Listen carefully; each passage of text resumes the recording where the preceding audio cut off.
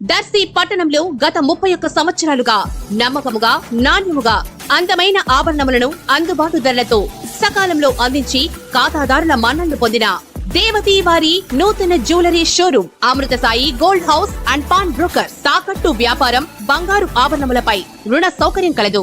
ప్రభుత్వ అనుమతితో నడుచుచున్న సంస్థ. నెలవారీ చెల్లింపులతో బంగారు ఆభరణములు కొనుగోలు చేసే 14 నెలల గోల్డ్ పొదుపు స్కీమ్ లో చేరండి.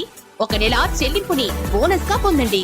ఇట్లు మీ Devathi Ramarao, Devathi Eshwar Sai, Amrutha Sai gold house and pawn brokers, గడియార స్తంభం వద్ద, కురిచేడు రోడ్, దర్శి.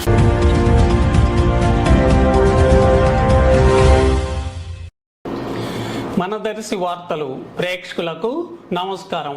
వార్తలు సమర్పిస్తున్నది మీ గంగిశెట్టి రామస్వామి. రాష్ట్ర అసెంబ్లీ ఎన్నికలు త్వరలో జరిగే అవకాశాలు ఉన్నట్లుగా పరిస్థితులు చోటు చేసుకుంటుండగా ప్రధాన పార్టీల నాయకులు కూడా వారి పార్టీ పటిష్టతకు, వ్యక్తిగత ప్రతిష్టతకు ఎవరి వంతు ప్రయత్నాలు వారు సాగిస్తుండగా దర్శి నియోజకవర్గ జనసేనలో ఇప్పటి వరకు 3 గ్రూపులు ఉండగా ప్రస్తుతం 2 గ్రూపులు కార్యక్రమాలు జరుగుతున్నట్లుగా సాక్ష్యాలు కనిపిస్తున్నాయి. దర్శి నియోజకవర్గ ఇన్ఛార్జి బొట్టుకు రమేష్, అలాగే నియోజకవర్గానికి కొత్తగా వచ్చిన గరికపాటి వెంకట్ ఇరువురు ఒకటిగా కలిసిపోయి గరికపాటి సహకారంతో కార్యక్రమాలు చేస్తున్నట్లుగా కనిపిస్తున్నారు.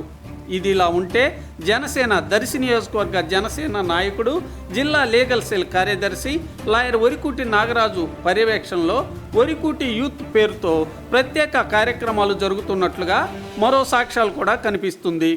గరికపాటి, వరికుటీలు కలిసిపోయేందుకు ఎందుకు ఆటంకాలు, అభ్యంతరాలు ఉన్నాయోనని పలువురు అనుకుంటున్నారు.